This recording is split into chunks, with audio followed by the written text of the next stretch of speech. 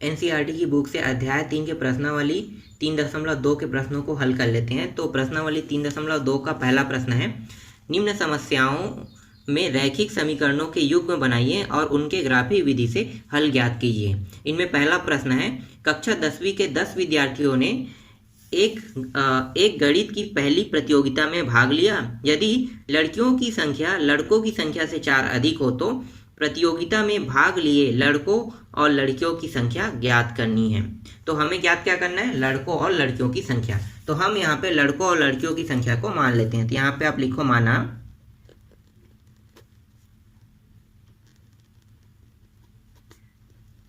लड़कों की संख्या बराबर हमने x मान लिया। इसी तरह से लड़की की भी संख्या को मान लेते हैं। तो यहाँ पे लिखो लड़कियों की संख्या बराबर y माना। ठीक, दोनों की संख्या को हमने मान लिया, यहाँ पे लड़कों को x और लड़कियों को y। अब क्या कह रहा है, कक्षा 10वीं में जितने विद्यार्थी हैं उनमें से 10 विद्यार्थियों ने पहली प्रतियोगिता में भाग लिया। टोटल 10 में, जिसमें लड़के भी शामिल है और लड़कियां भी शामिल है। तो दोनों को शामिल करते हैं तो x प्लस वाई करेंगे। दोनों शामिल हो गया ना, x प्लस वाई, और दोनों मिला के कुल कितने विद्यार्थियों ने भाग लिया? 10। तो ये बन गया एक समीकरण। फिर आगे क्या कह रहा है प्रश्न में कह रहा है कि लड़कियों की जो संख्या है वो लड़कों की संख्या से 4 अधिक है। तो लड़कों की संख्या कितनी है?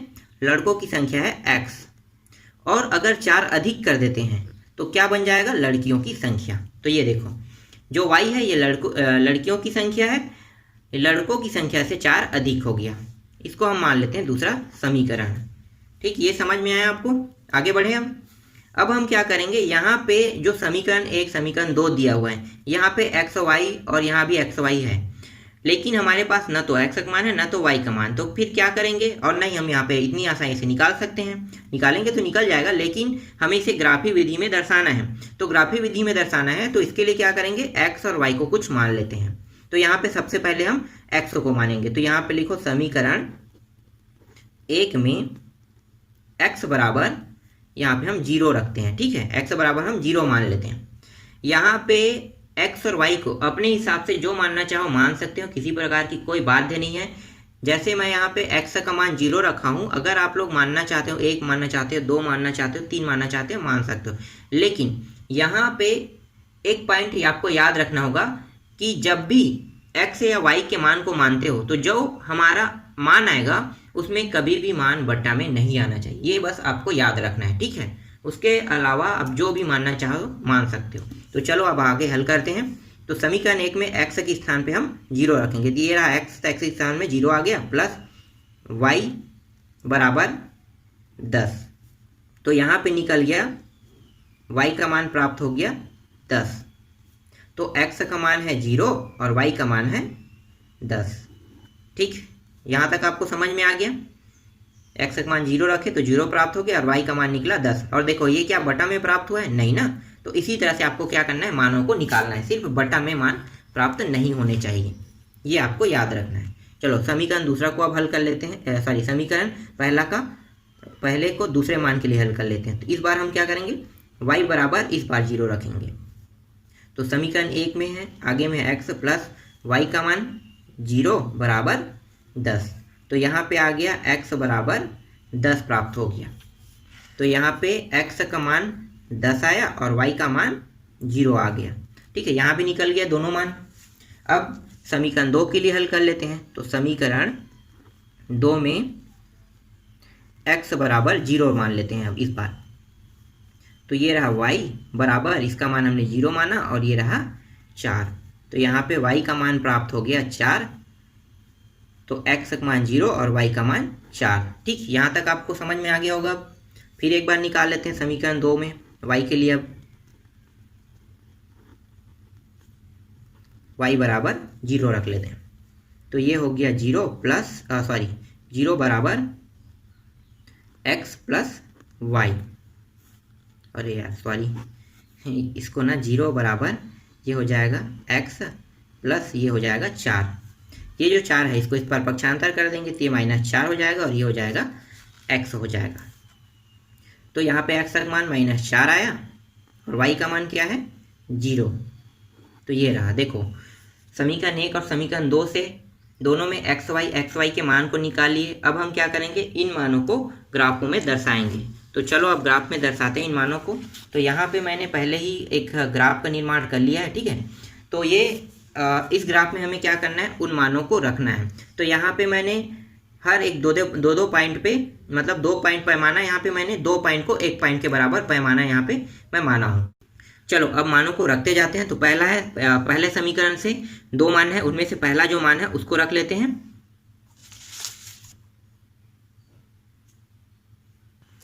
0 और 10 को देखना है। तो 0 जो है वो x की सीरीज में देखेंगे। तो देखो 0 यहीं पे रहेगा, यहाँ पे आगे नहीं बढ़ेगा, ठीक है। 0 क्योंकि मध्य यहाँ पे आएगा। अब y सीरीज में हमें 10 में जाना है। तो अब आगे बढ़ते हैं। तो ये y वाला लाइन है, 1 2 4 6 8 10। तो यहाँ पे आ गया y का, ठीक। यहाँ तक आपको समझ में आ गया। फिर दूसरा मान है x सीरीज में 10 और y में 0 रहेगा। तो x सीरीज में 10 चलते हैं। तो ये रहा 10, यहाँ पे आ गया, ठीक, यहाँ तक आ गया। अब y सीरीज में हमें 0 जाना है। तो y सीरीज में 0 यहीं पे आ गया, तो आगे नहीं बढ़ेगा, ठीक है। तो ये हो गया 0 10 और 0, और ये हो गया 0 और 10। अब दोनों को मिला देते हैं। तो स्केल की सहायता से आप मिला लो इसको।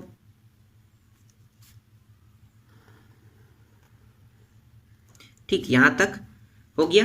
तो हमारे दोनों मान यहाँ पे जो दोनों पॉइंट थे उसको हमने यहाँ पे दर्शा लिया। अब क्या करेंगे, दूसरे समीकरण का जो पॉइंट है उसको दर्शा लेते हैं। तो दूसरा जो समीकरण है वो है, एक पॉइंट है 0 और 4। तो 0 और 4 देखना है। तो 0 कहाँ पे, यहाँ पे, और 4 कहाँ पे है, 4 जो है यहाँ पे। क्योंकि 0 जो है आगे में लगा है इसलिए x का पॉइंट होगा, और 4 जो है वो पीछे में लगा है मतलब y का पॉइंट होगा। तो 0 यहीं पे रहेगा, 4 तक के हमें बढ़ाना है सिर्फ। तो ये रहा, यहाँ पे एक पॉइंट मिल गया। फिर दूसरा जो पॉइंट है वो है -4 और 0। तो माइनस बोल रहा है, तो माइनस वाला इसके लिए वाला है, माइनस वाला। तो अब माइनस की ओर जाते हैं। तो ये हो गया 4, और y जो है 0 है मतलब यहीं पे रहेगा। तो अब इन दोनों को मिला लेते हैं।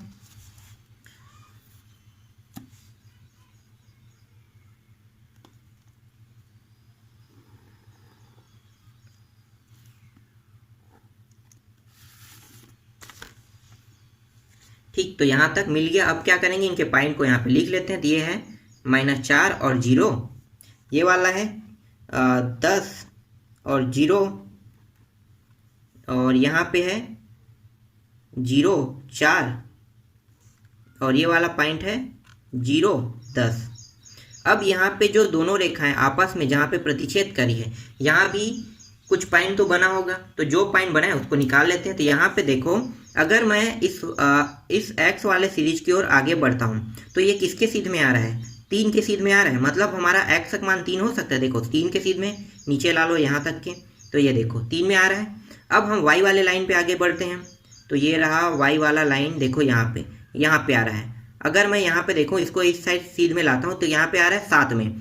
तो मतलब x का मान यहाँ पे 3 निकल गया और y का मान 7 निकल गया। तो यहाँ पे लिखो 3 और 7। तो हमारा जो x और y का मान कितना आ गया, 3 और 7 आ गया। तो यहाँ पे मान आया है 3 और 7। ये 3 है लड़कों की संख्या, और 7 जो है वो लड़कियों की संख्या है, और इसी को हमें निकालना था। यही हमारा क्या है, आंसर है। ठीक, ये समझ में आया आपको। आगे बढ़े अब अगले प्रश्न की ओर। अगला प्रश्न है, 5 पेंसिल तथा 7 कलमों का कुल मूल्य 50 रुपया है, जबकि 7 पेंसिल तथा 5 कलमों का कुल मूल्य 46 रुपया है। एक पेंसिल का मूल्य तथा एक कलम का मूल्य ज्ञात कीजिए। तो हमें एक पेंसिल और एक कलम का मूल्य ज्ञात करना है। तो पहले हम यहाँ पे लिख लेते हैं 5 पेंसिल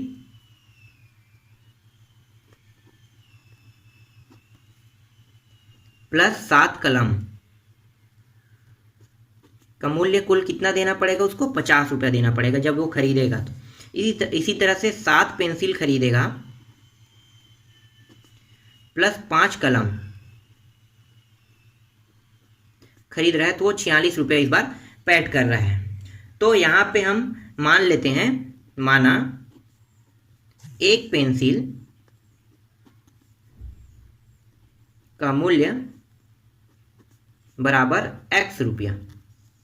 इसी तरह से एक कलम का भी मूल्य मान लेते हैं,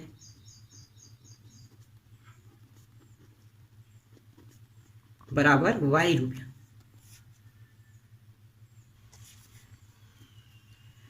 अब क्या करेंगे, ये जो एक पेंसिल का मूल्य x रुपया माने हैं, तो जहाँ पे पेंसिल है वहाँ पे x रखेंगे और जहाँ पे कलम है वहाँ पे y रखेंगे। तो यहाँ पे रख देते हैं, तो 5x हो जाएगा ये, और ये 7y हो जाएगा बराबर 50। ये बन गया एक समीकरण।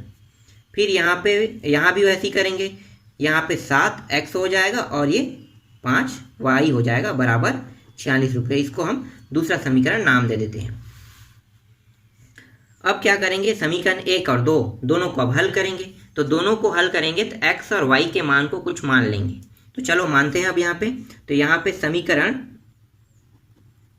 1 से x बराबर क्या मान सकते हैं, क्या यहाँ पे मैं x बराबर 0 मान सकता हूँ? तो देखो यहाँ पे अब समझते हैं, क्योंकि यहाँ पे 7 लगा है, मतलब ये मान बटा में आने के ज़्यादातर चांसेस है, और हमें मान को बटा में नहीं लाना है, हमें पूरी तरह से एक सिंगल अंक में ही प्राप्त करना है। ठीक है, तो देखते हैं, अगर मैं यहाँ पे 0 मानता हूँ तो ये पूरा मान क्या हो गया, 0 हो गया। तो बचा क्या, 7y और 50 बचा। अब ये 50 के साइड में अगर 7 को इस साइड लाता हूँ तो नीचे में आएगा बटा के रूप में। 7 से 50 को अगर मैं भाग देता हूँ तो क्या कट रहा है, नहीं कट रहा है, क्योंकि 7 के पहाड़े में 50 कहीं भी नहीं आता, मतलब 0 हम नहीं ले सकते। दूसरा मान देखें, 1 रख के अगर मैं यहाँ पे 1 रखता हूँ तो ये हो जाएगा 5 एकम 5। तो 5 को अगर इस बार पक्षांतर करेंगे तो प्लस में तो माइनस में होके क्या हो जाएगा, घट जाएगा। तो ये हो जाएगा 45। अब 45 को 7 से भाग दे के देखो तो क्या भाग जा रहा है, नहीं जा रहा है। क्यों, क्योंकि 45 भी 7 के पहाड़े में नहीं आता है। अगला देखते हैं 2 अंक लेके, तो दूसरा लेते हैं 5 दूनी 10 हो गया। 10 को इस पर पक्षांतर करेंगे तो घटाएंगे तो 40 आएगा। 40 को 7 से भाग दे के देखते हैं तो 7 के पहाड़े में 40 भी नहीं आता, ये भी गलत हो गया। तो अब यहाँ पे x का मान 3 रख के देखते हैं, 5 या 15। फिर इस पर पक्षांतर करेंगे तो घटाएंगे तो 35 होगा। 7 से भाग दे के देखते हैं, 7 पंचे 35 आ रहा है, मतलब हम x का मान यहाँ पे 3 रख सकते हैं। तो x का मान यहाँ पे 3 रख लो। अब इसको हल करते हैं, तो ये हो गया 5 गुणी 3 प्लस 7y बराबर 50। ये हो जाएगा 15 प्लस 7y बराबर 50। इस 15 को उस पर पक्षांतर कर देंगे, यहाँ बचेगा 7y बराबर 50 माइनस 15। तो ये हो गया 35, और ये हो गया y बटे 7, y बराबर 35 बटे 7 हो गया। अब इसको काट दो तो ये हो जाएगा 7 पंचे 35। तो y का मान आ गया 5। तो x का मान कितना है, x का मान 3 आया और y का मान आ गया 5। ठीक, यहाँ पे निकल गया एक मान। अब इसी समीकरण 1 में फिर से देखते हैं, समीकरण 1 में इस बार y बराबर क्या रखेंगे, तो y बराबर भी हमें मान रखना है। तो y के मान को क्या मान सकते हैं, तो y के मान को यहाँ पे देखो क्या रख सकते हैं, y के मान यहाँ पे हम 0 रख के देखते हैं। तो 0 रखते हैं तो ये पूरा मान 0 हो जाएगा, 5 से भाग देंगे तो ये कट जाएगा, मतलब y का मान हम 0 मान सकते हैं। तो यहाँ पे लिखो y का मान 0 मान लिए। अब मानों को रख दो, तो ये हो गया 5x प्लस ये पूरा मान 0 हो जाएगा और ये हो जाएगा 50 यहाँ पे। तो ये हो गया x बराबर 50 बटे 5 कर देंगे तो मान आ जाएगा x का मान 5 दही 50। तो यहाँ पे x का मान 10 और y का मान 0 प्राप्त हो गया। ठीक, ये समझ में आया आपको। आगे बढ़े, समीकरण दूसरा के लिए अब निकाल लेते हैं।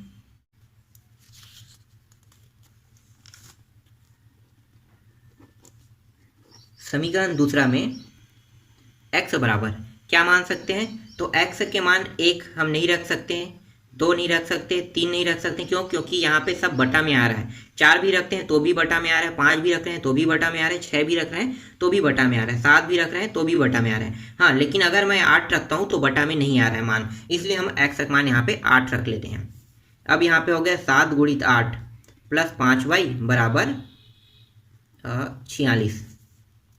तो ये हो गया 7 8 56 प्लस 5y बराबर 46। ये जो 56 है उसको उस पर पक्षांतर कर देंगे तो ये हो जाएगा 46 माइनस 56, y बराबर 5y बराबर यहाँ पे बचेगा 10। तो y का मान यहाँ पे प्राप्त हो गया 10 बटे 5 मतलब 2 प्राप्त हो गया। और यहाँ पे क्या है, ये सब माइनस में होगा ना, बड़ा संख्या, इसलिए ये y का मान -2 प्राप्त हो गया। तो यहाँ पे लिखो 8 और ये हो गया -2। ठीक, यहाँ पे एक स्केल प्राप्त हो गया।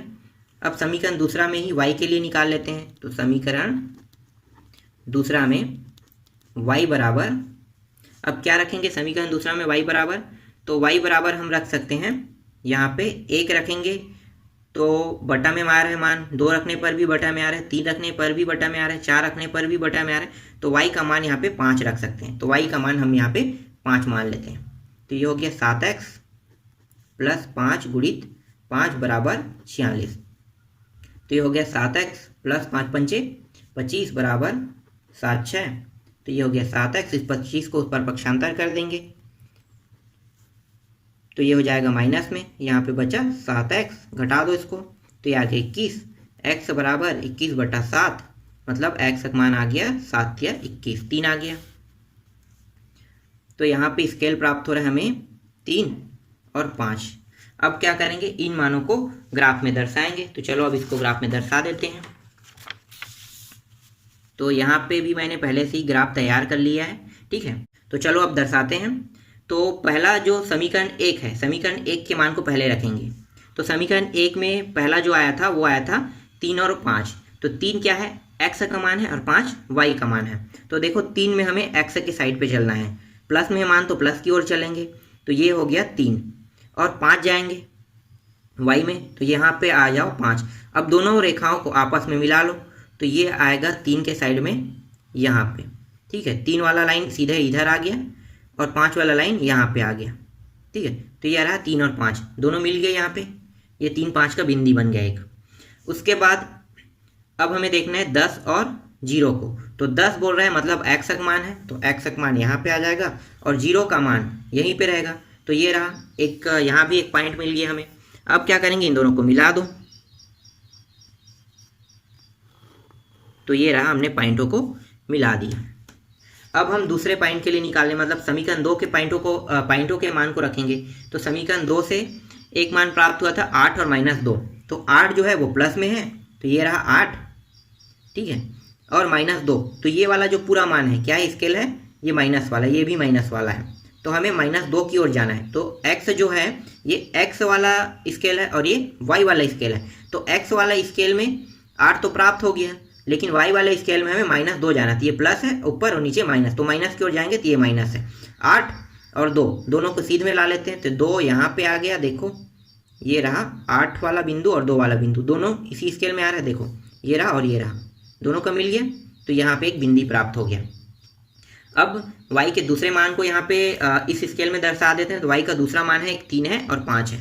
तो 3 देखो, तो 3 यहाँ पे आ रहा है और 5 यहाँ पे, मतलब यहीं पे प्राप्त हो रहा है। देखो दोनों मान 3 और 5। तो हम क्या करेंगे, यहीं पे हमारा दूसरा मान भी प्राप्त हो रहा है। तो हम इसी बिंदु को दूसरे मान के लिए भी रख लेते हैं, y वाला। चलो यहाँ पे, ठीक। तो यहाँ तक आपको समझ में आ गया। अब इनके मानों को रख लेते हैं। तो ये है 8 और -2 का है। ये वाला जो पॉइंट है ये है 10 और 0 का है। ये जो दोनों मान है ये क्या है, 3 और 5 का है, दोनों के लिए 3 और 5 दोनों के लिए आ रहा है। और यहाँ पे अगर देखा जाए तो दोनों जो प्रतिच्छेद कर रहा है वो भी 3 ही 5 में प्रतिच्छेद कर रहा है। तो यहाँ पे 3, यहाँ पे पेंसिल का मूल्य कितना होगा, 3 रुपया, और कलम का जो मूल्य है वो 5 रुपया होगा। तो यहाँ पे निकल गया 3 और 5, यही क्या है, हमारा आंसर है। ठीक, समझ में आ गया आपको। तो इस तरह से यहाँ पे दूसरा भी कंप्लीट हो गया। आगे बढ़ते हैं प्रश्न क्रमांक 2 की ओर।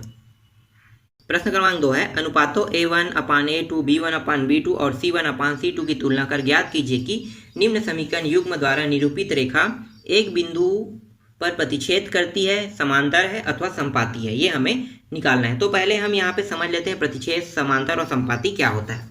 तो यहाँ पे जो A1/A2 और B1/B2, अगर इसको मैं काट देता हूँ तो यहाँ पे दोनों के मान बराबर नहीं है, मतलब ये क्या है, प्रतिच्छेद है। कैसे आपको समझ में आएगा, अगर 1/, मैं यहाँ पे 2 लिखता हूँ और यहाँ पे मैं 3/4 लिख देता हूँ, तो देखो दोनों मान क्या बराबर है, नहीं, इसलिए ये क्या हो गया, दोनों बराबर नहीं है, ये लिखा होती है, ये प्रतिच्छेद है, प्रतिच्छेद रेखा है। अब यहाँ पे A1/A2, B1/B2, C1/C2 करते हैं, तो इनमें से 2 मान बराबर है लेकिन तीसरा मान बराबर नहीं है, तो ये है समांतर रेखा। तो यहाँ पे 1/2 बराबर 1/2 और तीसरा मान क्या है, 3/4 हो गया, तो ये बराबर नहीं है। इसको क्या करेंगे, यहाँ पे कट गया तो इसको हम समांतर रेखा कहते हैं। इसके बाद A1/A2 बराबर B1/B2, C2 अगर सभी बराबर है, मतलब 1/2 बराबर, मान इसका भी 1/2 आ रहा है और इसका मान भी 1/2, तो इसको हम समपाती कहते हैं, समपाती रेखाएं हैं। अब जो 3 प्रश्न दिया हुआ है, इन तीनों प्रश्नों में देखेंगे कि इन तीनों में से कौन मैच कर रहा है, जो मैच करेगा वही वे रेखाएं बनेगा। तो पहला देख लेते हैं। पहला है 5x, यहाँ पे मैं लिख लेता हूँ पहला प्रश्न, 5x - 4y + 8 = 0।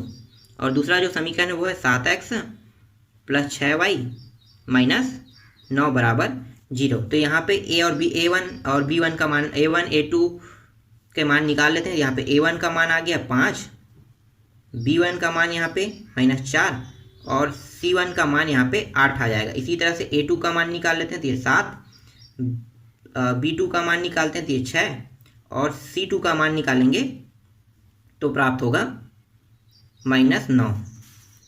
अब इन मानों को A1 A2 वाले फॉर्म में लिख लेते हैं। तो A1/A2 बराबर B1/B2 और C1/C2 के मान में इस तरह से रखेंगे, तो रख दो। तो A1 का मान कितना है? A1 का मान है 5 और A2 का मान है 7। B1 का मान है -4 और B2 का मान है 6। C1 का मान है 8 और C2 का मान है -9। तो देखो कोई भी मान बराबर नहीं है, मतलब क्या है, यहाँ पे आप लिखोगे A1 A2 not equal B1 B2। ठीक, ये समझ में, यहाँ पे अल्प विराम लगा लो तभी आगे हल होगा। ठीक है, तो यहाँ पे ये सिद्ध हो गया कि A1/A2 बराबर B1/B2 बराबर नहीं है। तो इसको लिखो प्रतिच्छेदी रेखा,